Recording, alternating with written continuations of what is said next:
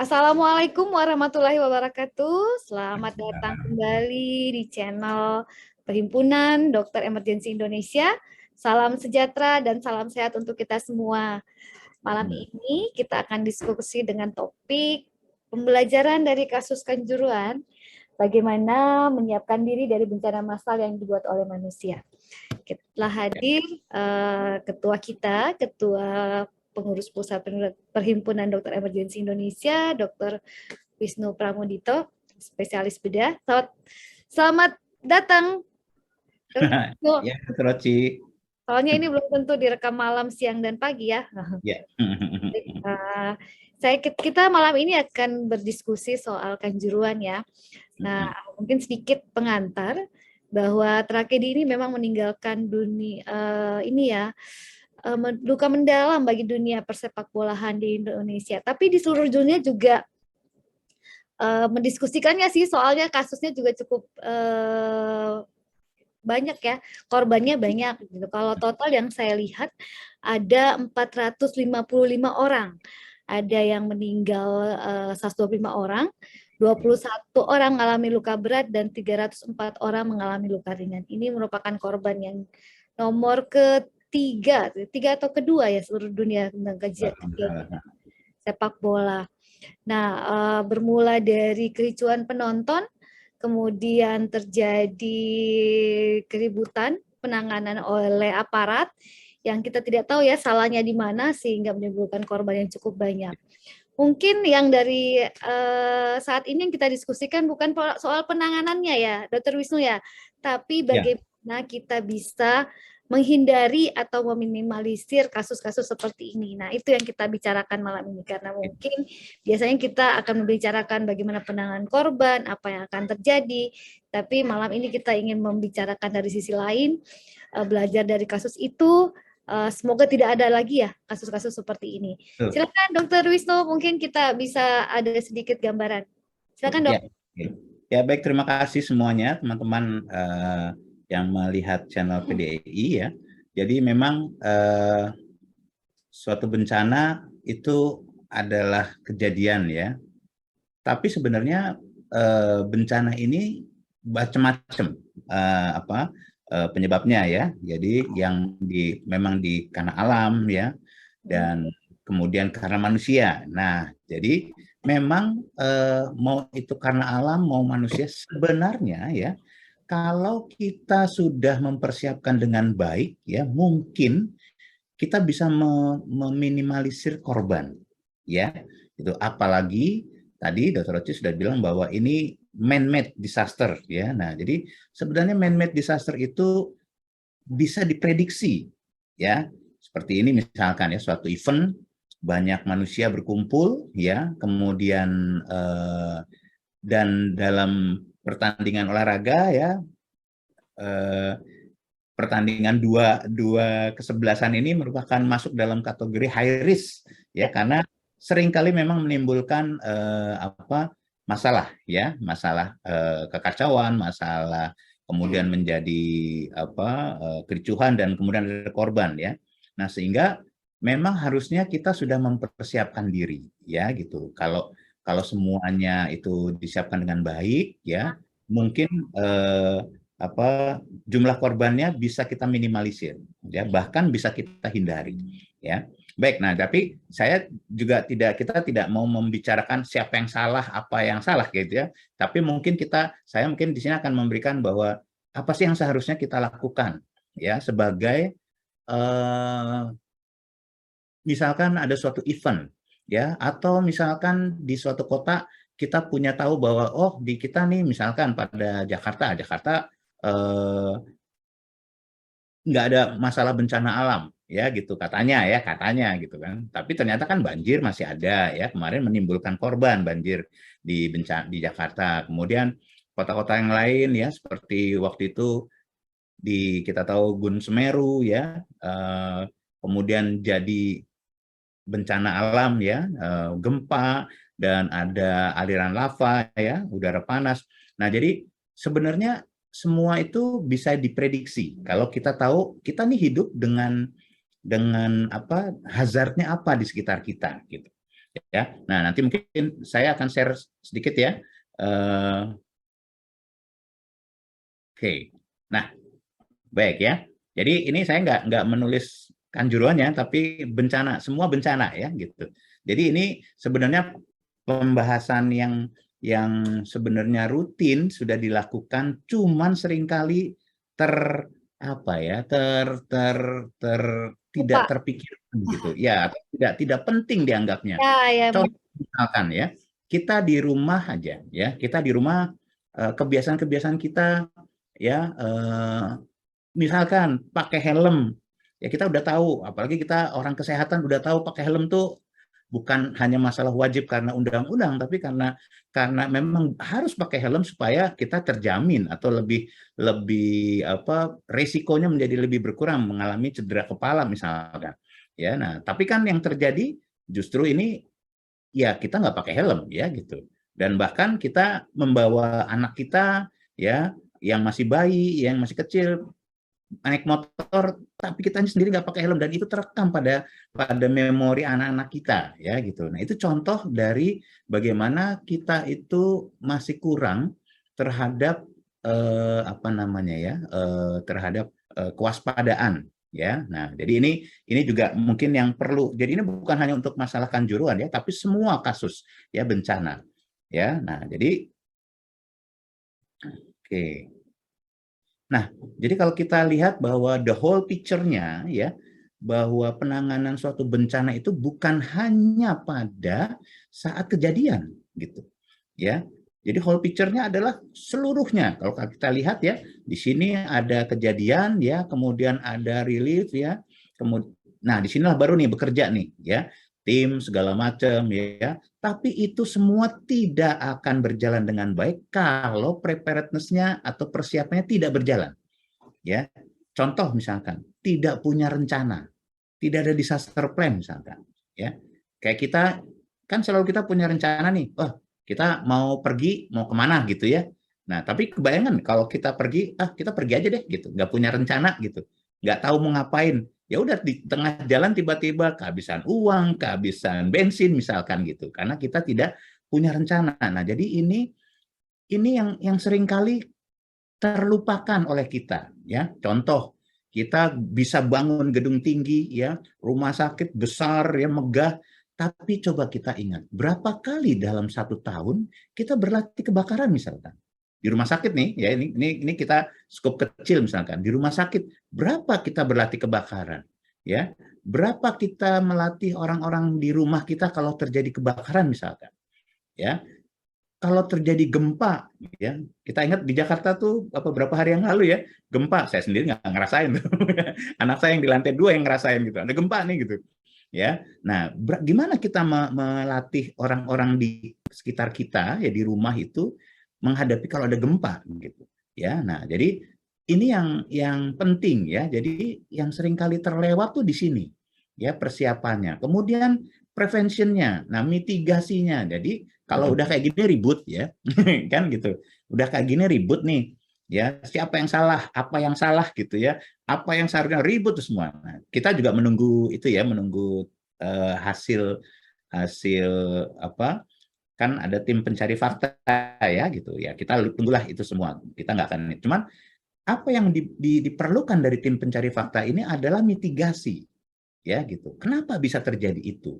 Ya, nah terus kemudian mitigasinya mau dikemanain? Ya ditindaklanjuti. Misalkan ya misalkan kemarin itu misalkan ya gitu. Karena pintunya kecil untuk kapasitas penonton yang full ya. Ya mungkin harus dibongkar pintunya, diganti. Nah, itu preventionnya, tindakan preventionnya. Nah, jadi sebenarnya ini tidak akan berulang kalau prevention, mitigasinya, kemudian tindak lanjutnya, ya preparedness-nya, ya. Nah, jadi itu yang sering kali kita lupakan. Nah, preparedness ini juga apa ya? Nanti mungkin akan kita karena untuk mempersiapkan itu ternyata butuh dukungan ya dari pengambil kebijakan, kemudian biaya ya, siapa aja yang terlibat. Nah, itu harus ada sistem. Nah, sistem itu tidak mungkin terbuat kalau tidak ada mitigasi dan tidak ada pengorganisasiannya, ya. Nah, jadi kalau kita lihat itu whole picture-nya, ya, sebenarnya penanganan bencana itu kita selalu sering hanya memikirkan gimana supaya korbannya hidup, gimana supaya korbannya tertangani. Padahal tidak hanya itu. Ya, jadi kalau kita ambil gambaran besarnya, ya ada dua. Nah, yang pertama adalah disaster manajemennya, ya. Nah, disaster management ini kalau kita biasa bicara di disaster kita bilang namanya manajemen support, ya. Manajemen supportnya nih, ya. Jadi siapa pengambil kebijakannya, levelnya di mana, siapa insiden komandernya, ya. Kemudian siapa timnya, siapa yang mengurus logistik, siapa yang mengurus pembiayaan, ya. Kemudian siapa yang mengurus pengerahan orang-orangnya gitu, ya. Nah, itu disaster manajemennya istilahnya, ya. Ini nggak akan mungkin. Yang kedua baru disaster relief-nya. Nah, ini baru nih medical support-nya. Jadi tim medisnya, ya gitu. Nah, jadi kalau tim medis ini nggak mungkin jalan kalau dia nggak ada ngasih tahu. Ya, misalkan ambulan kayak di Jakarta, ambulan itu jumlahnya banyak, ya. Rumah sakit ada ratusan di Jakarta, minimal punya ambulan satu, ya. Kemudian puskesmas kita ada berapa, ya? Ada ratusan saya yakin, ya. Minimal juga punya puskesmas punya satu ambulan, ya. Belum lagi ambulan PSC, ya gitu. Tapi kalau dalam keadaan chaos, ya, ini nggak akan mungkin bisa dikerahkan kalau tidak ada sistem, ya gitu. Jadi misalkan kita pengen kayak di luar negeri gitu, 911 gitu, ya.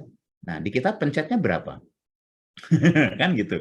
119, ya kan gitu biasanya. Pencetnya 119. Terus 119 nanti dia mengarahkan ambulan siapa, ya. Bisa nggak connect dengan ambulan puskesmas misalkan? Bisa nggak connect dengan ambulan rumah sakit supaya mereka juga bisa datang ke situ, ya. Terus isinya sama nggak? Yang di ambulan PSC dengan ambulan puskesmas dengan ambulan rumah sakit itu isinya sama nggak? Gitu, orangnya, peralatannya, ya gitu. Nah, jadi itu tidak mudah ternyata mengorganisasikan. Jadi kalau kata Prof. Aryo, ya, di Indonesia tuh banyak semuanya, cuman non-organized. Nah, itu yang jadi masalah di kita, ya. Nah, jadi organize-nya di mana? Organize-nya di manajemennya, ya gitu. Nah, jadi ini yang mungkin setiap sebenarnya harusnya nanti manajemennya ada di mana? Ada di kota, kabupaten, dan provinsi. Ya, kalau dari struktur penanganan bencana sekarang, ya. Karena dananya segala macam adanya di situ. Contoh misalkan Jakarta, ya. Jakarta punya venue macam-macam, ya, besar semua. GBK, ya, kemudian pada saat kita ingat pada saat waktu Asian Games, ya. Pada saat Asian Games semua dilatih gitu, ya. Itu saya senang sebenarnya. Artinya sebenarnya saya sebagai pribadi itu berarti kita sudah menuju ke internasional. Tapi ya kemudian setelah habis venue selesai udah hilang. Koordinasinya hilang gitu. Nah, itu contohnya, ya. Begitu juga pada kota-kota yang punya venue, ya. Nah, itu venue itu bukan hanya difikirkan sebagai sebagai sumber pemasukan pemerintah daerah misalkan, ya. Tapi juga harus difikirkan sebagai salah satu sumber hazardnya. Jadi salah satu mungkin ya kalau ada acara orang berkumpul banyak, maka kemungkinan terjadi kekacauan juga ada. Nah, jadi di setiap yang punya venue harus punya disaster plan misalkan, ya. Nah, jadi kalau kemudian jadi bukan hanya disaster plan itu bukan hanya nanti dibikin hanya untuk kegiatan satu kegiatan, tidak. Disaster plan itu dibikin satu kota, disaster plan-nya bagaimana, ya. Nah, sehingga kalau ada disaster plan-nya nanti kemudian itu yang akan menggerakkan unit-unit yang ada yang terlibat bisa satu arah gitu. Jadi kalau saya bilang kalau kita ingat, ya, dulu tuh kalau kita lomba dayung, ya gitu. Nah, Anda bayangkan dayung kapal perahu dayung itu yang lomba perahu naga itu nggak mungkin berjalan, ya, kalau dayungnya nggak sama, kan gitu, ya. Dayungnya ada yang ke kanan, ada yang ke kiri, ya, ada yang ke depan, ke belakang, jadi kapalnya malah muter-muter. Nah, itu yang terjadi kalau tidak ada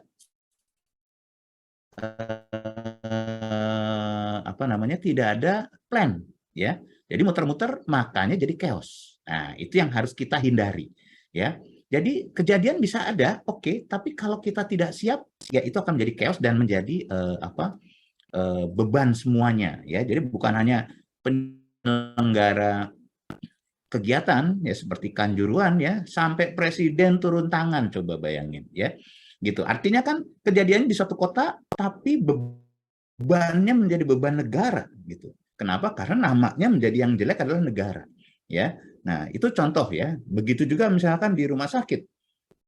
Di rumah sakit misalkan sekarang itu diakreditasi harus punya disaster plan, ya. Kenapa? Karena akreditasi minta bahwa rumah sakit adalah safe community. Jadi bukan hanya bisa BLS, bisa ada Koddu, tapi harus safe di situ. Makanya harus punya disaster plan. Dan kalau ada disaster plan, nggak mungkin bisa berjalan kalau nggak pernah dilatih. Ya. Nah, jadi itu contohnya ya. Jadi ini dua-duanya harus berjalan ya. Tim medisnya harus kuat ya. Jadi tadi ambulansnya, kemudian tim medisnya, rumah sakitnya harus siap ya. Tapi planningnya juga harus ada ya. Nah, jadi kalau planning ya, jadi ini yang disaster management. Jadi disaster plan itu nanti dia akan mengurus semuanya ya, mengatur semuanya. Siapa orang-orangnya, jabatannya, kemudian tanggung jawabnya apa ya, kemudian bagaimana pembiayaannya ya. Saya pernah punya cerita misalkan almarhum guru saya ya, Prof. Joko Simbarjo ya, dia waktu itu beliau pada saat gempa di Jogja, dia memberikan plat ya untuk yang patah tulang gitu. Nah, saya nggak tahu tuh apakah sudah diganti apa belum ya gitu. Tapi ya pada saat itu beliau ya udah pokoknya pakai dulu ya. Nah, harusnya kan tidak seperti itu. Harusnya kita punya plan ya. Siapa yang membawa ini? Alatnya apa? Ya. Nah, apa yang diperlukan di sana? Ya, nah jadi materialnya, logistiknya ya, siapa saja, alatnya apa saja tadi ya. Kemudian sesuai enggak? Kita sebenarnya sama Tuhan ya, negara kita itu diberikan cobaan berkali-kali kan, dari bom Bali 1 ya. Kita nggak pernah berpikir bahwa oh yang namanya bom kayak gitu ada di Indonesia. Kemudian kejadian pesawat yang jatuh di Medan, kita nggak pernah berpikir bahwa ada pesawat jatuh di tengah kota gitu, ya. Kemudian ya Aceh, ya tsunami, nggak pernah kita berpikir bahwa apa sih tsunami itu, pikiran kita kan oh di Jepang doang kan gitu ya. Tapi Aceh itu memberikan pelajaran yang sangat berharga buat kita bahwa kita memang nggak siap untuk menangani bencana. Semuanya, semua ini ya. Nah, jadi dari preventifnya, kemudian penanganannya ya gitu. Makanya kita dan scale-nya kan memang besar ya pada saat waktu tsunami Aceh. Nah, tapi semua itu memberikan pelajaran sebenarnya buat kita. Nah, masalahnya itu lagi.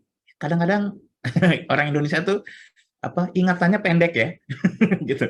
Jadi iya kan gitu kan, kalau udah kejadian wah ribut nih kayak gini ribut. Nanti hasil mitigasinya habis itu udah lupa lagi tuh. Sehingga kejadiannya berulang terus. Nah, itu yang harus kita pikirkan ya. Kemudian metodenya, nah tadi ya, metodenya bagaimana? Ya tadi ada mitigasi, ada preparedness ya. Dalam preparedness itu koordinasi, kemudian latihan real ya, latihan bersama. Semua kalau bilang latihan semua kelihatannya bagus-bagus ya. Ya. Bagus-bagus. Nanti pada penanganan nih ya, nanti saya cuma hanya memberikan gambaran 10 penanganan. Jadi istilahnya nih kalau Prof Aryo bilangnya 10 commandment ya gitu. Nanti pada penanganan apa sih yang harus dilakukan ya gitu. Nah, jadi harus ada disaster plan ya. Disaster plan-nya di level apa? Di level tadi kota, kabupaten, provinsi ya. Jadi disaster plan. Iya betul, karena kan setiap kota hazardnya berbeda ya, kemungkinan penyebab bencananya berbeda. Nah jadi kalau di PABI kita di perhimpunan, kebetulan saya anggota PABI ya, di situ ada tim satgas bencana ya di bawah koordinasi sama Prof Aryo juga ya. Nah jadi di situ sudah dibuatkan ada kita sebut namanya single plan untuk multi hazard ya. Jadi hazard disaster plan-nya kita bisa cuman cukup buat satu, tapi kalau hazardnya misalkan, oh gempa nih, ya hazardnya gempa, oh apa yang harus dilakukan ke bawah. Kalau hazardnya kebakaran, misalkan banjir, ya atau kerusuhan. Nah, kita ingat bahwa ini 2 tahun ke depan, ya tahun-tahun politik, ya. Ya, Nah, jadi 2024 dok. iya, 2024 betul. Tahun politik itu ya kita tahu waktu kemarin Pilpres kemarin ya bagaimana ada kerusuhan di Jakarta ya segala macam. Nah, jadi sebenarnya harusnya masing-masing apalagi ini 2024 kan pemilihannya serentak ya. Jadi Pilpres kemudian apa DPR, MPR dan pemerintah daerah kan gitu. Nah, jadi tuh Ya. hazardnya akan sangat tinggi tuh pergesekannya. Nah, jadi kalau saya harusnya itu mulai dari sekarang kita siapkan ya masing-masing kota kabupaten membuat disaster plan dan kemudian dilatihkan. Nah, ini yang dilatihkan. Jadi masing-masing punya protokol mungkin ya. Kayak kemarin polisi punya protokol ya, kemudian dalam tanda kutip FIFA juga punya protokol ya. Tapi apakah pernah kita latihkan itu di dalam kondisi Ah, perandingan? Nah, jadi itu yang apa yang yang nggak yang bisa ya? akhirnya jadi chaosnya betul Iya. ya, karena ada yang salah di situ, maksudnya dalam koordinasi ini ya tidak bahasanya tidak sama. Nah, istilahnya kalau kita kan biasanya gitu ya, bahasanya tidak sama, sama seperti kita kalau di rumah sakit bahasanya nggak sama. Saya ngomong A, yang dokter jaganya mikirnya B, perawatnya mikirnya C, ya pasiennya jadi apa? A B C D E F G gitu ya. Jadi karena bahasanya tidak sama, ya. Nah, jadi ini yang menurut saya mungkin buat teman-teman ya yang di pengambil keputusan ya di jajaran ini, mulailah dari sekarang buatlah disaster plan ya, dan kemudian rangkul masing-masing apa ya, masing-masing unit ya pelaksananya supaya nanti pada kondisi bencana jebret semua terkoordinasi ya. Contoh pada kasus bom Bali 1 ya. Jadi bom Bali 1 tuh dulu chaos ya, artinya sama seperti kemarin di Kanjuruhan kalau saya dengar teman-teman dari Perdamsi kemarin membuat acara ya. Jadi pasien datang pasti yang jalan kaki dulu tuh. Yang jalan yang bisa ini luka ringan ya gitu. Yang cuman kaget ya, itu akan membanjiri rumah sakit. Jebret. Ya.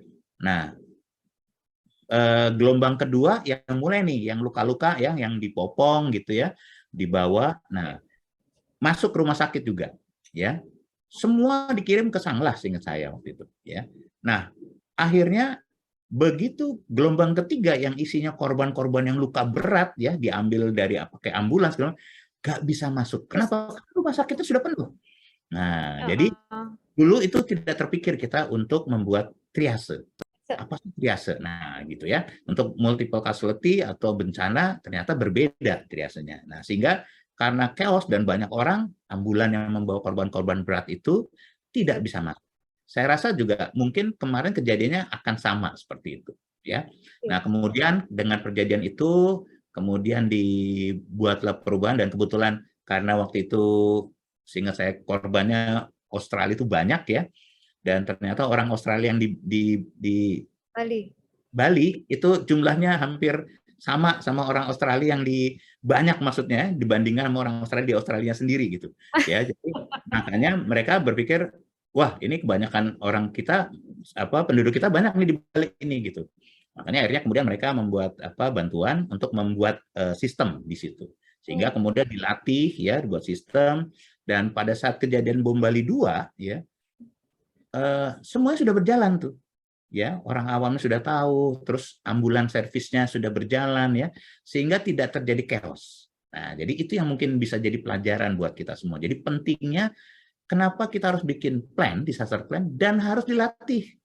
Ya gitu. Kan Iya, sama kayak kita mau ujian kan, oke, kita punya plan nih mau ujian belajar ya. Nah, tapi kalau kemudian tidak dilatih, ya. ya sama juga kan begitu ujian, nah jadi chaos juga ya gitu. SKS ya dulu ya SKS nanti. Jangan sampai terjadi nih kalau maksudnya kalau pada kasus bencana tuh jangan sampai SKS ya gitu. Sistem kebut semalam. Karena kalau Prof bilang bahwa kalau dimulai salah pasti semuanya salah tuh ke belakang. Ya gitu penanganannya. Nah, ini kira-kira gitu. Jadi kita harus bikin, teman-teman harus bikin disaster plan, dan kemudian disaster plan-nya apa misalkan kayak di level rumah sakit saja ya, nggak usah jauh-jauh, rumah sakit nih yang paling sering ya, kita punya disaster plan, bla bla bla bla, terserah mau copy paste mau apa ya, tapi harus disosialisasi dengan baik dan harus dilatih dengan baik ya. Kalau rumah sakitnya bertingkat ya, maka ingat ya, di gedung bertingkat tuh harus latihan kebakaran minimal setahun 2 kali tuh ya. Nah, jadi itu yang harus dilakukan. Di sini latihan kebakaran cuma nyemprot doang biasanya kan, nyemprot pakai apar doang latihannya. Nah, jadi itu yang justru disaster plan-nya yang mereka harus tahu, bukan gimana cara nyemprot aparnya. Itu termasuk salah satu dari disaster plan-nya, tapi disaster plan secara keseluruhannya mereka harus tahu. Contoh misalkan, ya, begitu gempa, ya, kalau di ruangan itu, mana dulu? Anda nyelamatin dokumen apa matiin oksigen? Ya kan gitu. Nah, jadi harus oksigen dulu. Jadi harus tahu siapa yang nyalatin oksigen. Harus tahu tempatnya di mana tuh oksigen sentralnya yang di ruangan, ya. Nah, jadi itu yang mungkin contoh kecil ya, bahwa kalau kita nggak punya disaster plan dan tidak pernah dilatih disaster plan-nya, ya pasti akan chaos ya. Nah, kemudian, nah ini mungkin terakhir, nah tapi banyak nih. Nah, jadi ini pada penanganan. Nah, ini yang tadi saya bilang apa, Ten Commandment ya. Jadi ini dari Prof. Aryono ya. Jadi kita nggak mungkin menangani bencana kalau ini 10 yang harus diperhatikan. Yang pertama, penanggulangan gawat darurat sehari-hari harus baik ya. Contoh, ambulans servisnya harus baik ya, harus ada ambulans servisnya. Jadi nggak bisa cuman kita ada puskesmas punya ini, tapi berjalan dia sebagai ambulans servis terkoordinasi apa tidak, komunikasi pasti semua di Kanjuruhan ya ada ambulans servis, tapi ambulans servisnya tidak cukup ya, yang standby dengan yang dikerahkan tuh nggak cukup ya. Nah, jadi apa akibatnya apa, korbannya berjalan sendiri ya, bencananya pindah ke rumah sakit ya, bencana pindah ke rumah sakit, iya loh, Ya. rumah sakit dia nggak ada pemberitahuan, nggak ada apa, tiba-tiba datang. Nah, kemudian di rumah sakit nggak dilatih misalkan disaster plan-nya ya, kemudian bagaimana melakukan triase di rumah sakitnya untuk kasus bencana misalkan. Nah, itu ya. Nah, jadi akhirnya bencananya pindah ke rumah sakit, yang jelek nanti rumah sakitnya. Wah, di rumah sakit ini banyak yang meninggal. Padahal memang dikirim mungkin kondisinya sudah jelek misalkan ya. Terus yang juga salah satu yang pengalaman saya waktu itu sebagai tim relief dari RSCM waktu residen ya, pada gempa Padang dan juga Aceh ya waktu itu. Contoh misalkan pengelolaan pasien meninggal ya, korban yang meninggal. Nah, ini juga penting, jadi jangan sampai dijajarin di depan gitu ya. Jadi itu akan menimbulkan horor, kengerian. Tujuannya mungkin supaya mempermudah identifikasi ya. Tapi hati-hati bahwa itu akan menimbulkan kengerian, orang akan lihat, dan apalagi kemudian ada wartawan segala macam. Nah, jadi itu yang kemudian nanti di apa ya, jadi menimbulkan horor ya. Nah, dan itu nggak etis terhadap jenazah ya. Nah, jadi ini juga harus disiapkan. Kemudian kemungkinan timbul apa namanya, timbul tindak pidana misalkan ya, ada yang ngaku keluarganya ya, kemudian ngambil ininya perhiasan segala macam, itu sering terjadi dalam kondisi bencana ya. Jadi kita tetap, saya bilang bahwa di dalam kondisi bencana tuh ya, manusia itu lengkap tuh di situ, ada orang baik yang menolong, tapi ada juga orang jahat yang mengambil kesempatan gitu ya. Jadi ya akan muncul semuanya sifat-sifat itu ya. Nah, jadi itu juga pengaturan media massa ya tadi itu perlu diatur. Nah, itu adanya di disaster plan-nya itu tadi ya. Nah, jadi jangan pindahkan bencana ya ke. Nah, jadi yang pertama ini yang penting sebenarnya. Kalau sehari-harinya buruk, maka jangan harap kita akan menangani bencana dengan baik. Ya, dan ingat, kalau penanganan bencana tidak baik, maka efeknya itu akan besar sekali. Ya, gaungnya akan besar seperti kasus ini ya. Jadi, saya tidak bilang bahwa ini tidak baik ya, cuman mungkin tidak terkoordinasi ya.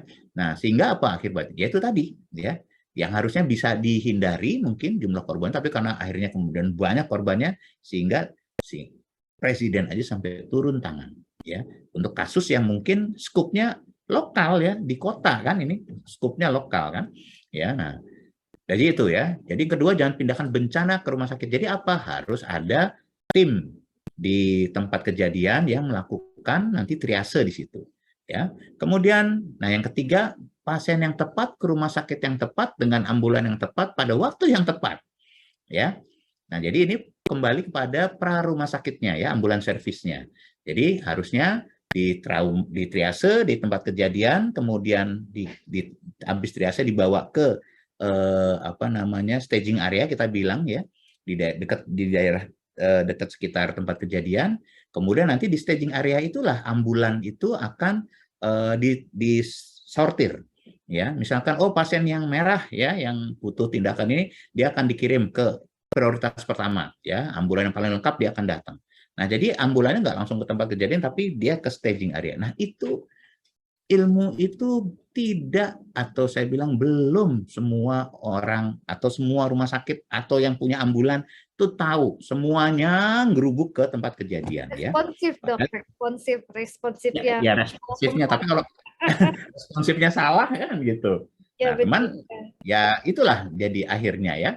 Nah, jadi pasien yang tepat. Nah, kenapa? Jadi kalau misalkan pasien, oh dia ada gangguan nafas misalkan, jalan nafas ya, ya jangan dikirim ke rumah sakit terdekat yang tidak punya peralatan untuk menolong itu. Akibatnya meninggalnya di rumah sakit nanti. Ya gitu. Nah, jadi ya udah kita tolong, akhirnya salah juga penanganan. Jadi harus kita kirim ke rumah sakit yang punya fasilitas yang bisa menolong itu. Ya.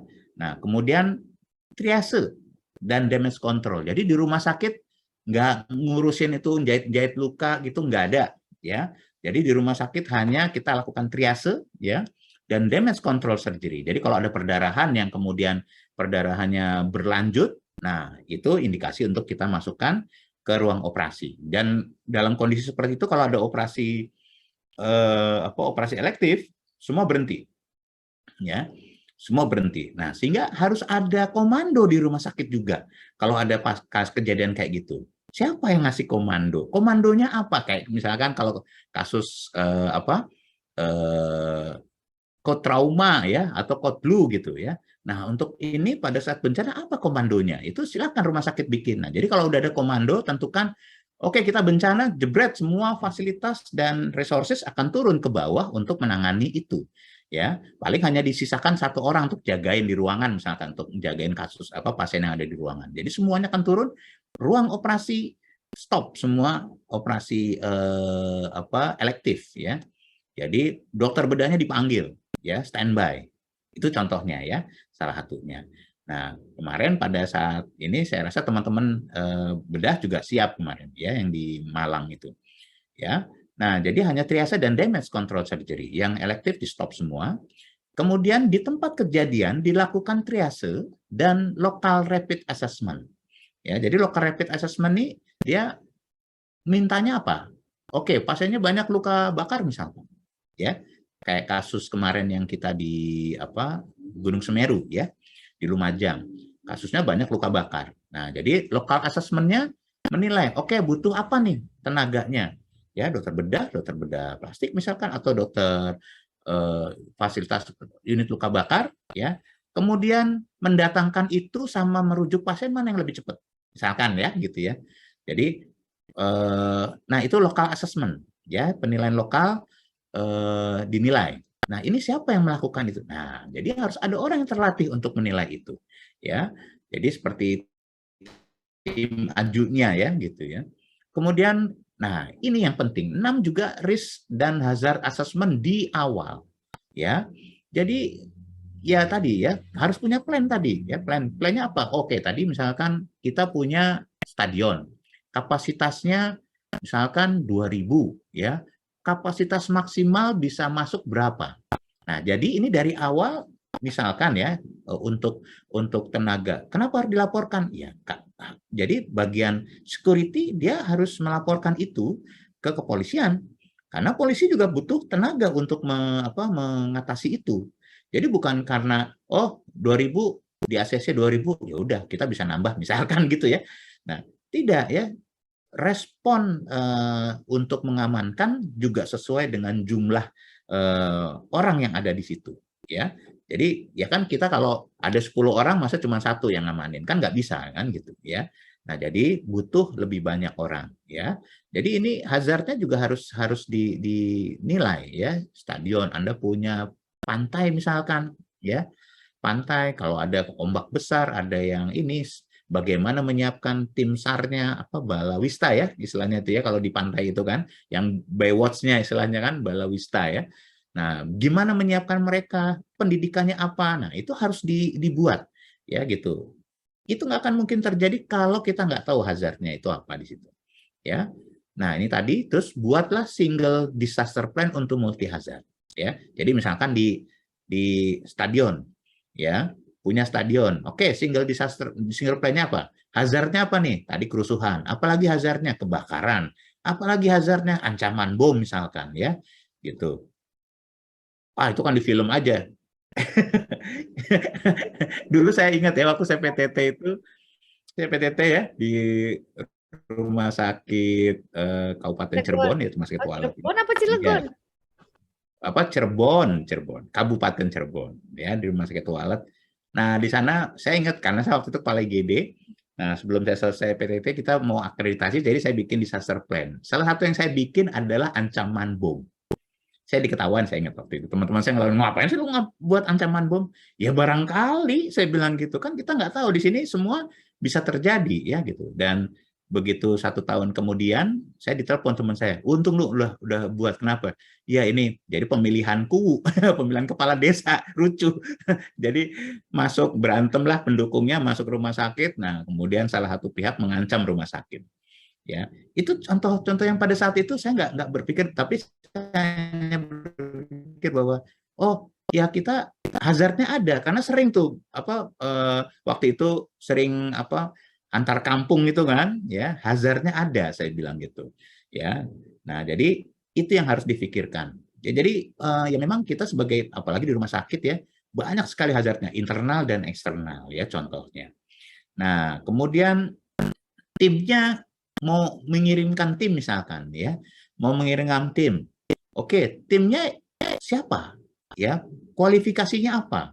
Ya, kalau kejadian pertama di situ misalnya gempa ya, kita nggak tahu, terus mau ngirim tim, ya berarti harus punya kualifikasi rescue ya misalkan. Jadi bukan dikirim tim dokter sama perawat, tidak, tapi yang dikirim ada rescue yang punya, atau tim dokter dan perawat yang punya kualifikasi rescue ya gitu. Jadi dia tahu safety-nya ya. Kemudian pengetahuan tadi skill logistiknya ya gitu. Jadi ini kalau ini misalkan banjir ya, ini bencananya mungkin bisa sehari. Kalau kayak gini kan paling sehari ya, artinya korban massal gitu ya, sehari. Tapi kalau kemudian chaos ya, chaos misalkan kayak 98 itu bisa 2-3 hari ya.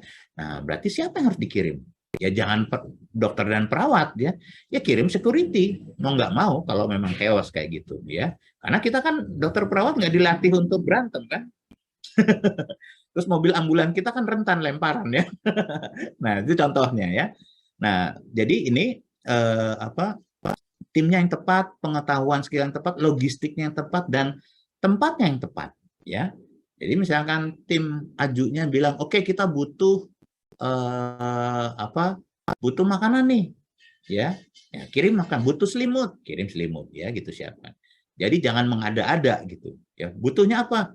Butuh ventilator 100. Waduh ya, ngapain gitu kan. Terus ngadain ventilator emang gampang sehari gitu. Daripada ngadain ventilator 100 mending dirujuk pasiennya. Ya, mungkin lebih dekat kan dirujuk gitu. Itu contohnya ya, contoh pemikirannya. Ya itulah saya bilang semua sifat manusia akan keluar pada saat penanganan bencana itu ya. Nah, jadi ini dan 9 yang paling penting juga bahwa oke, korbannya sekarang sudah kita tangani misalkan ya.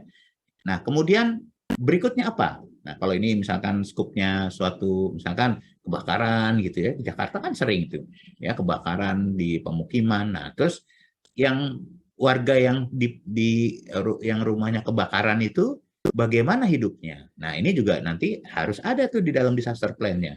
Apakah ada penampungan ya, kemudian kehidupan di penampungannya ya, bagaimana toiletnya, bagaimana kebutuhan air bersihnya ya, terutama pada mereka yang berkebutuhan khusus misalkan ya, mereka yang geriatri ya, anak-anak ya, itu kan masuk dalam kebutuhan khusus. Nah, itu juga harus diperhitungkan. Kadang-kadang kita nggak memperhitungkan.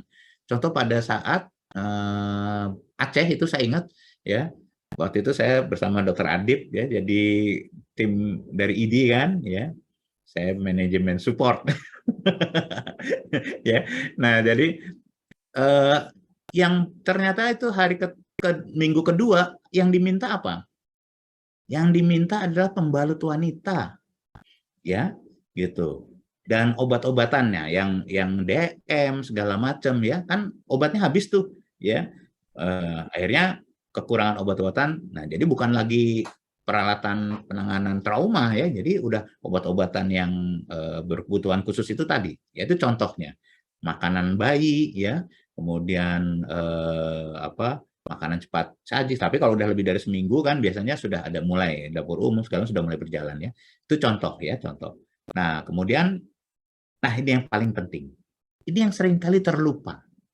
Jadi yang terakhir ini harusnya saya highlight ya. Itu YOYO. YOYO ini singkatan dari you on your you are on your own. Jadi Anda tuh kalau latihan bagus semuanya ya. Kalau latihan semuanya bagus. Tapi begitu kejadian, coba teman-teman yang di Malang mungkin ya pasti merasakan ya, nggak ada tuh yang nolong. Ya, jadi ya kita sendiri yang di rumah sakit ya sibuk sendiri, yang di tempat kejadian sibuk sendiri ya, karena nggak ada koordinasi gitu, tidak ada komando ya. Nah itu contoh ya. Jadi begitu juga pada kejadian gempa ya teman-teman kemarin waktu Konas Pabi ya, teman-teman yang mengalami yang waktu itu menjadi tim dari Pabi dari yang Mbak Muju dan kemudian di di Gunung Semeru ya. Nah, itu mereka cerita bahwa memang apalagi Mamuju itu kan karena gempa dan jalurnya hancur sehingga mencapai tempat aja itu butuh 1 sampai 2 hari. Nah, itu siapa yang nolong? Nggak ada. Itu bahkan sampai harus minta bantuan ya dikawal sama polisi. Kenapa? Karena begitu jalan kita bawa logistik, mereka bawa logistiknya diambil sama pengungsi. Ya, di stop, dihalang gitu. Nah, iya sampai sebegitunya. Ya orang sudah 1 hari nggak makan kan ya gitu nggak ada. Jadi nah, itu contohnya ya. Jadi memang harus koordinasi.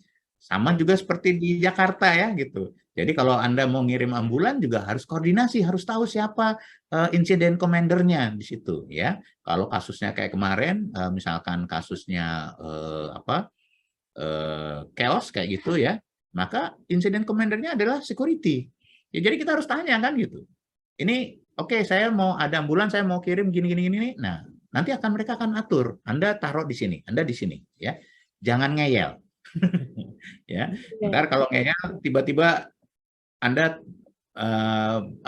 mendirikan pos di daerah yang pengungsinya demonya diusir ke situ, didorong ke situ, ya udah posko Anda hancur nanti, ya, ya gitu. Jadi nih ya, you on your own self. Ya.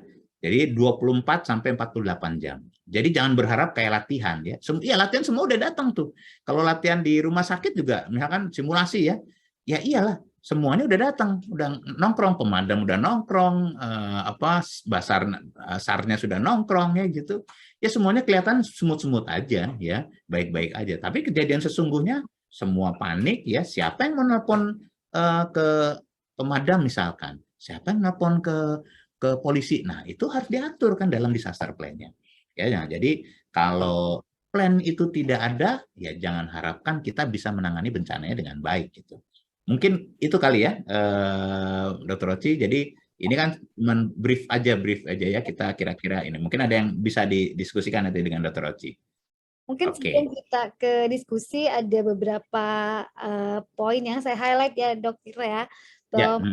Sebelum kejadian kita mesti membuat disaster plan ya, yang akan harus kita latih juga. Dan untuk membuatnya itu tentunya sesuai dengan hasad di daerah tersebut, karena Ya. pastinya pasar di kota besar, kota kecil, kabupaten, dan skup yang lebih luas tentunya juga berbeda, sehingga perencanaannya pasti membutuhkan sesuatu yang berbeda juga, Dok. Dan tentunya Ya. menghitung kapasitas ya. Kalau Ya. kadang-kadang hasadnya sama tapi kapasitasnya juga berbeda, juga kita mesti tahu diri ya, Dok. Jangan sampai membuat plan yang berlebihan terus kejadian nggak bisa dilakukan Nah, karena terlalu ideal gitu. Itu juga satu yang mesti ya itu juga sering ya kalau saya pengalaman melihat itu ya rumah sakit ya, konsepnya rumah sakit. Ya karena memang diakreditasi harus ada, tapi seringkali mereka ya maaf ya gitu. Ya kita copy paste ya ya, gitu. kebutuhan Ya copy paste. kebutuhan Nah, paper jadinya ya, Dok ya. iya, Kebutuhan. jadi akhirnya nggak sesuai dengan kondisi yang ada gitu. Nah, itu yang menurut saya hati-hati karena kalau terjadi dan kemudian ada apa-apa kan akan dilihat nanti di audit ya. Apalagi kalau ada sampai ada korban, ada ini ya akan diaudit. Nah, nanti ketahuan tuh, oh ini nggak sesuai nih. Kenapa? Dibilang misalkan nggak punya HD tapi ngomongnya ada HD lah lo. Oh. Ya, nah itu contoh ya contoh. Nah, jadi Ya, yang perlu kemudian di-highlight ya, Dok ya. ya. Lainnya sesuai dengan keadaan dan kapasiti. Terus yang saya highlight lagi bahwa bahasa yang sama dengan nanti para pelaku ini, di mana Ya. tentunya insider commander ini yang penting ya, Dok. Jangan sampai pada Ya. saat bencana nggak tahu siapa komandernya, terus posisinya di mana. Kan kadang-kadang kalau latihan pada malas-malas tuh, Dok, udahlah, tahulah lah itu. Saya sih mengalami ya, kalau Ya. latihan itu jadi reunian, bukan latihan beneran. Jadi Nah, pada saat malam kejadian udah malah terus ya. bingung gitu. Sering latihan sih, cuman pada saat karena latihannya nggak serius, ketika kejadian itu makanya jadi panik sendiri sih. Itu sih, Ya. Dok, kita mesti highlight juga bahwa kebutuhan latihan ini bukan cuma sekedar berkumpul, tapi memang untuk menyamakan komunikasi sehingga pada saat terjadi paham posisi di mana, siapa yang akan menjadi lead, dan siapa yang akan menjalankan fungsinya masing-masing. Kadang-kadang ego sektoral itu ya, Dok ya, yang perlu Ya, juga betul. kita tekankan. Jadi ketika pada saat latihan tidak menghilangkan fungsi dan peran masing-masing, karena namanya juga sebuah sistem ya, Dok. Kalau seumpamanya satu nggak jalan, pasti yang lainnya akan juga tidak jalan. Jadi jangan merasa kalau bukan di top commander itu tidak penting. Malah kadang-kadang yang di bawah ini yang akan menjadi penting. Itu, Dok, dari empat poin yang saya highlight dari pembelajaran kita. Tapi mungkin kita akan langsung ke praktisinya ya, Dok. Bagaimana di Kanjuruhan ini kita belajar gitu. Menurut Dr. Wisnu, apa yang kita inginkan? Apakah memang sistem yang tidak berjalan, atau memang culture kita yang agak susah gitu? Karena kita tahu Dokter Bobby kan direktur rumah sakit ya, direktur rumah sakit di sana, ketua Berdamsib. Pasti untuk menguasai sistem beliau hatam lah. Tapi ketika yang tadi kita diskusikan ya, kalau seumpamanya sistem itu kan pasti ada unit-unit yang menjalankan. Betul. Ketika unit yang itu tidak jalan, ya pasti tidak akan bergerak juga sistemnya. Menurut Dr. Wisnu, apa yang kita bisa highlight dari Kanjuruhan ini, si Dok? Ya, jadi kalau saya pribadi ya, kalau saya pribadi melihatnya, ini ya kan saya tidak hadir di situ ya, teman saya hanya melihat hasil dari berita, kemudian beberapa webinar gitu ya. Ya memang yang tidak tampak sebenarnya koordinasi, selalu koordinasi, ya gitu. Ya selalu koordinasi di kita itu. Makanya Prof Arya tuh bilang di Indonesia ini apa sih yang kurang gitu, ya? Bencananya santun. Iya, maksudnya santun tuh gini. Kalau mau musim hujan, lo siap-siap banjir gitu. Jadi udah tahu nih gitu ya. Tahu hasarnya ya, Dok. Udah tahu. Dasarnya udah tahu gitu. Nah, kalau mau musim ini pemilu, nah kerusuhan gitu ya. Udah tahu tuh bencananya santun kalau kata Prof ya. Terus kemudian alat segala macam banyak ya. Orang mennya banyak ya, banyak banget ya yang udah kan berapa ribu tuh dokter yang sudah terlatih ATLS misalkan ya.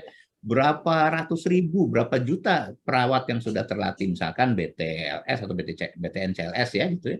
Nah, tapi masalahnya apa? Ya koordinasi tadi ya, ambulan service misalkan. Nah, kita tahu bahwa ambulan service di kita mungkin baru berkembang sekitar 5 tahun terakhir, 5 tahun terakhir ya, gitu. Masih, Sebelumnya kan, iya, masih. sebelumnya kalau manggil kita, ya Ya. sampai sekarang aja saya kalau ngajar, kalau kita ngajar BLS tuh selalu kalau saya nelpon ambulan berapa, nggak ada yang tahu.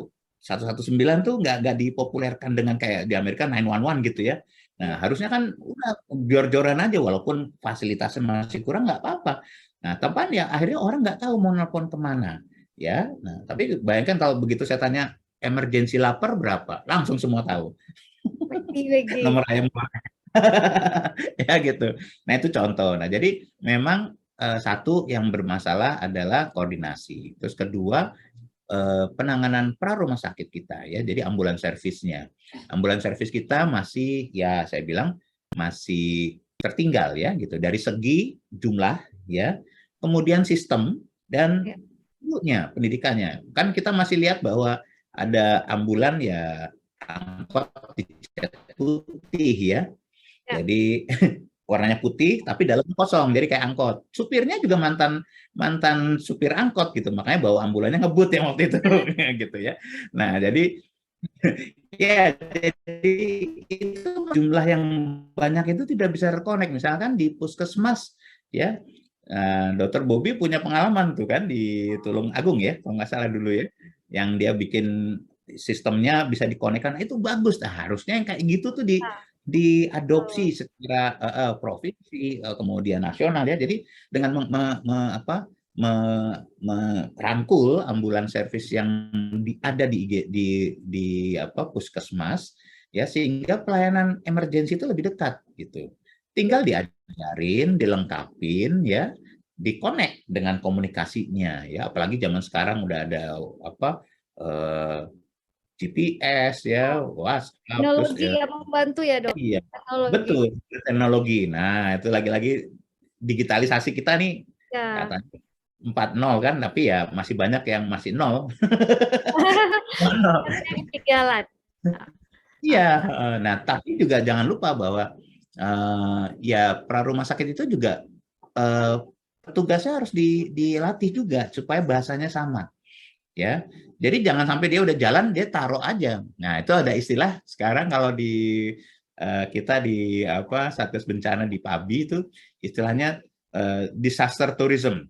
Oh, iya, iya, iya, iya. Ya, itu yang nggak punya ilmu, nggak punya keterampilan, skill datang terus dia foto-foto kan. Ya. Habis itu dia jadi pengungsi juga. Ingat nggak waktu dulu di Aceh kan gitu. Banyak semua pengen berangkat ke Aceh, nggak Ya. punya skill, nggak punya peralatan. Begitu sampai di sana dia nggak punya bekal cukup ya. Akhirnya ke posko, Ya. loh, lo orang Jakarta, kok lo jadi pengungsi? Ya bang, soalnya bla bla bla. Jiwa Itu disaster. kerelawanannya, Dok. Iya, Relawannya makanya juga tinggi, cuman kalau nggak ada tambahan, Dok. betul, iya. Jadi orang kita itu apa samaritannya tinggi, ya, Ya. pengen rela itu, pengen menolong, bla bla, tapi ilmunya nggak mau nambah, gitu. Itu, Nah, Dok. jadi itu. Itu, Dok, Nah, jadi yang kalau menurut saya, memang yang dalam kondisi seperti ini, ya, yang harus dimajukan, didorong adalah apa pra rumah sakitnya ya, jadi ambulans servisnya. Kalau kita belajar dari kejadian 9/11 ya, pada waktu itu kan kalau kita lihat di videonya itu semua korbannya yang paling banyak adalah petugas damkar dan apa paramedik ya, jadi ambulans medisnya. ya, karena mereka yang menolong ke sana dan kemudian mereka menolong, mereka menstabilkan bawa ke rumah sakit gitu. Jadi itu ceritanya harusnya. Baik, Dok. Tapi yang pengen juga kita soroti yang di ini, karena kan memang standar standar tim menurut menurut saya ya pribadi ya, beberapa kali ikut event ataupun baik sebagai dokter ataupun sebagai orang awam, memang tidak terlalu terstandar sih, Dok, penanganan pre-hospital kita. Bagaimana tim medis disiapkan pada saat potensi potensi kerisuhan seperti di Kanjuruhan itu tidak disiapkan, karena kan kita sudah tahu ya bonek-boneknya Surabaya sama Arema itu kan ganas ya, Dok. Mohon maaf ya ini maksudnya quote unquote gitu, bahwa Ya. potensinya sangat besar. Belum juga kalau umpamanya di Jakarta antara Persija dan Persib. Persib Bandung ya. Tapi standar untuk itu tidak ada sih dok. Apa mungkin kita sebagai organisasi profesi bisa merekomendasikan juga hal-hal seperti ini sih dok menurut dokter Wisnu nih sebagai ketua PDE ini gimana dok?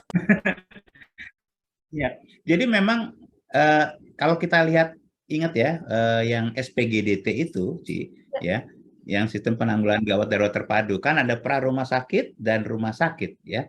Di pra rumah sakit orangnya adalah orang awam terlatih dan paramedik di situ ya. Nah, masalah di kita adalah kalau di Amerika paramedik itu memang mereka adalah orang awam yang kemudian sekolah 1 tahun ya. Jadi mereka dibilang paramedik 1 untuk sekolah 1 tahun atau basic ya, tapi ada yang nanti terus 2 tahun, 3 tahun. Nah kalau 3 tahun namanya nurse paramedik. Jadi bukan dokter dan bukan apa namanya perawat, awak ambulan itu kalau di Amerika ya. Jadi memang mereka dilatih untuk menangani pra rumah sakit. Nah berbeda nggak sih? Sebenarnya nggak berbeda ya. Prinsipnya sama seperti yang dilakukan di ATLS ya, prinsipnya sama seperti yang dilakukan di mungkin turunannya pada perawat BTNCLS gitu ya. Gitu. Hanya masalahnya asesmen yang berbeda. Nah, ini yang nggak disadari ya. Jadi kalau kebetulan saya di pre-hospital trauma life support ya, saya pun baru ngeh bahwa oke, asesmennya ternyata berbeda dan ini yang kita berbeda nih. Karena apa? Kita sekolah dokter. Apakah waktu kita dulu sekolah kita pernah stase di ambulans? Enggak kan? Iya. Di perawat juga, apakah mereka dulu waktu sekolah ada stase di ambulans? Tidak. Nah, jadi ilmu pra rumah sakit ini nggak pernah berkembang. Ya gitu, nggak pernah berkembang sekian lama. Nah, ini baru-baru mulai ini aja ya. Jadi ternyata asesmennya berbeda ya. Nah, ini yang mungkin perbedaan kita di situ ya. Jadi pemikiran kita selalu berpikir seperti seolah-olah kita di rumah sakit di IGD gitu. Padahal berbeda kan? Ya. Resourcesnya berbeda, timnya berbeda, kemudian hazardnya berbeda ya gitu.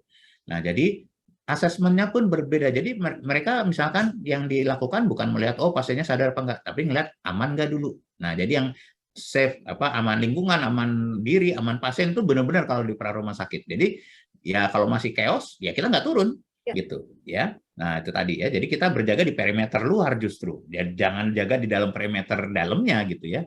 Perimeter luarnya. Yang di dalam itu justru mediknya punya tentara dan mediknya polisi gitu ya. Nah, terus apa kemudian apa yang harus dilakukan pada saat menerima kasus ya. Nah, jadi ini juga bagaimana dia melakukan triase pada kasusnya banyak ya. Nah, jadi melakukan triasenya juga kalau di pra rumah sakit nggak bisa kita lakukan seperti di IGD gitu ya. Jadi triasenya ada sendiri ya gitu. Apalagi kalau pasiennya mas casualty seperti ini ya. Nah itu tidak diajarkan ya. Jadi di ATLS sendiri itu disinggung ya, disinggung bahwa ada start itu ya. Nah cuman kadang-kadang peserta itu karena waktunya terbatas ya untuk di ATLS itu, ya mereka hanya latihan yang justru triase yang sehari-hari yang di rumah sakit gitu. Pada yang bencananya malah tidak digali di ATLS itu. Ya, jadi memang ya menurut saya ini ada gap ya, gap pengetahuan antara kita maksudnya untuk penanganan pra rumah sakitnya. Nah, jadi mungkin ya ini kebetulan karena saya dokter bedah ya dan kemudian dijadikan ketua ya. Nah, salah satu program kita adalah ya kita mengembangkan pra rumah sakit ini ya. Maksudnya ya oke. Jadi modelnya adalah oke, dokter umum ya dulu yang nggak pernah dapat penanganan atau pengetahuan mengenai pra rumah sakit kita singgung ya, kita masukkan dalam penanganannya supaya mereka punya gambaran bahwa teman-teman di IGD gini bahwa atau yang mereka bertugas di pra rumah sakit ya juga untuk itu dan tapi ilmunya harus kita tambahkan ke mereka. Jadi mungkin itu sih nanti ke depan. Terima kasih dok. Mungkin memang kalau kita ya karena mungkin terbiasa ketika bertugas langsung melihat keadaan sekeliling. Terus Iya. kalau seumpamanya kita tahu siapa yang kita telepon gitu, Hmm. koordinasinya kemana, terus rumah sakit dekat di mana. Nah itu mungkin kita juga bisa titip pesan ya buat teman-teman yang mungkin belum mendapatkan ilmu yang seperti kita ini ya Dokter Wisnu. Mohon kalau mamanya menjadi dokter event atau apa, pertama sih kalau saya dimanapun ya, masuk ke kantor, masuk ke ruangan, pasti saya selalu melihat ke sekeliling. Ya. Karena kan Nah, ketika itu. emergency itu bisa terjadi Ya, kapan saja di mana aja kan dok. ya, Kalau betul. mamanya kantor baru, kita duduk di mana? Kalau mamanya dari kita sudah aware, mungkin kita ya, makanya kita sebagai dokter bisa memberikan edukasi itu kepada orang-orang terdekat, untuk keluarga ataupun teman kerja. Dan akhirnya ketika kita juga bertugas ke lapangan itu akan terbawa bagaimana habit kita yang memang sebagai dokter emergency sudah mesti aware nih apa kejadian sekeliling. Yang penting yang tadi juga pesannya dokter Wisnu, mesti aman dulu sih dok gitu. Ya, Nah itu betul. sih mungkin itu dulu ya dok malam ini ya. Ya. Kita akan Hmm. diskusi lagi dengan topik-topik yang lain. Bila ada juga masukan boleh ditulis topik apa yang akan kita bahas. Semoga channel ini membantu dan berharap bahwa teman-teman juga bisa join ya di dokter emergency ya dokter Wisnu ya. Karena kita Ya. juga menggunakan pelatihan-pelatihan baik buat dokter umum, dokter spesialis ataupun dokter apa. Nanti masyarakat awam. Nah, seperti nanti tanggal 16 besok ya kita menyelenggarakan TOT Hmm. buat para dokter sehingga memang kapasitas dia sebagai trainer yang memberikan ilmu emergensi buat orang itu terstandar. Jangan sampai karena merasa dokter nih dok, merasa dokter dulu pasti Ya. bisa ngajar, padahal ada hal-hal yang semestinya bisa ditambahkan bahwa Ya. pelatih berbeda dengan pengajar. Ada tanggung jawab melekat Hmm. terutama untuk dokter-dokter emergency. Mungkin kita sudahi channel ini ya dok. Ya. Kita ketemu lagi Ya. Hmm. di lain kesempatan. Izin pamit. Assalamualaikum warahmatullahi wabarakatuh. Waalaikumsalam. Sama-sama.